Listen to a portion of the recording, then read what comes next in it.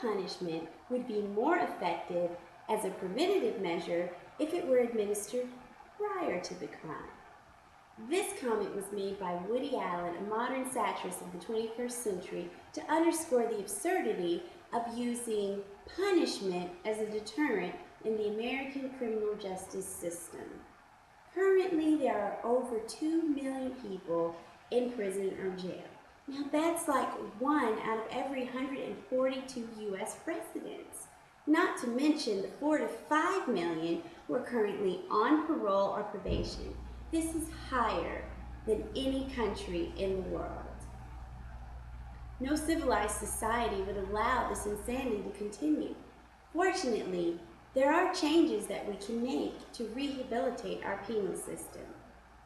Are jails the new mental health wards of the 21st century? Many inmates have serious mental illnesses.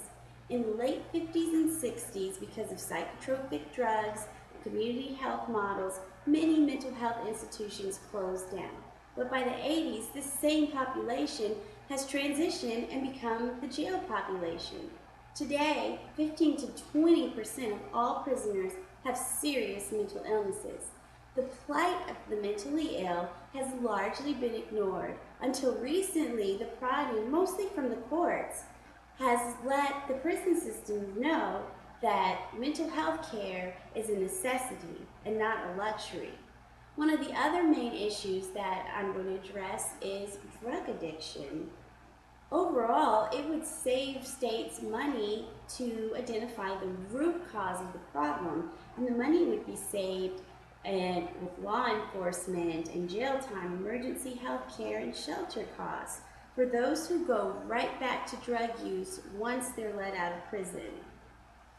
Drug rehab works. Punishment does not. According to 2005 statistics from the National Drug Court Institute, 70% of court participants who graduated from their program reoffend at a rate of 17%, in comparison with 60% of drug offenders who do not go through the program. Now, we have to talk about things in black and white. Statistics compiled by the law enforcement agency, the FBI, and the United States Census Bureau show that African Americans comprise 14.3% of all drug users. However, they are arrested for these violations at 31.8%.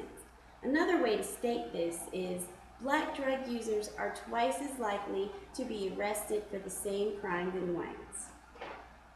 My final point about this is that rehab is actually cheaper than jail time. If we compare the cost of a prison sentence at $64,000 a year with the cost of a 32 grand bill to put someone through rehab, this program cuts the cost of the community in half. Where do you think criminals go with their jail time education in drug dealing, shank making, antisocial, and gang-related behavior? Folks, I've been told in life you should begin with the end in mind. I personally rather have an individual re-enter the community who has job skills, mental health care, and sobriety. The current system does not address re-entry. For 90 days, an ex-inmate could receive counseling, job placement, and training for about a cost of $2,000 against the $63,000 that it would cost to put the same inmate back in jail for another year. Another thing to look at is the inmates who complete this program usually get arrested about at a rate of 5.6%. In comparison with the inmates who don't complete this program, get arrested at a rate of 65%. Still not convinced? I'm going to give you some examples of programs that actually work. McKean Correctional Institute in Bradford, Pennsylvania. It's clean and carpeted and air conditioned. Actually looks more like a college campus than a prison. Even though it's very overcrowded and houses many violent criminals, McKean, over the last 6 years, has only had 6 incidents of violence.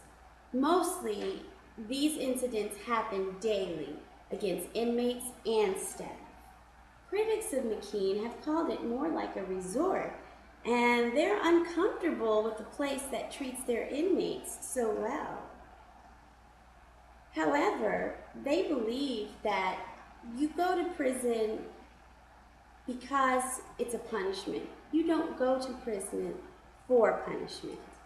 There's another Oregon plan that requires its inmates to work 40 hours a week, just like the taxpayers that are paying their bill to be there.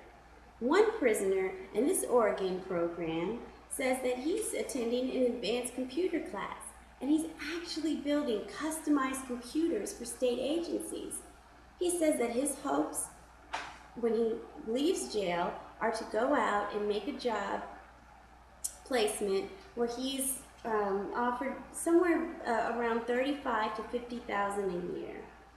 So this will break bad habits which lead to crime and therefore help inmates lead better lives once they are released. McKean Institute centers on the belief of having respect for the inmates, and there's 28 tenet principles that they have all around the prison, and this serves as a constant reminder of creating this unique atmosphere. They say you must believe in a man's capacity to change his behavior. They also state that most prisoners respond well to a clean and aesthetically pleasing environment and will not vandalize or destroy it. McKean in some ways is quite a strict prison. If the prisoners mess up, even in the small infractions, they will be expelled from their classes. This system also seems to be working. Inmates who tended to be violent have been transferred to McKean, and their behavior has actually settled down.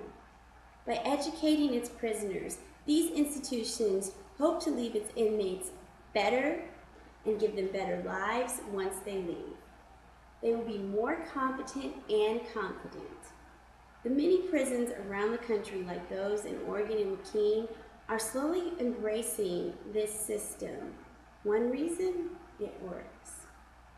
It makes no human sense to do what doesn't work. When it comes to criminality in America, rehabilitation is a clear path to the better society. The definition of insanity is doing the same thing and expecting a different result. Let's stop the insanity in our justice system.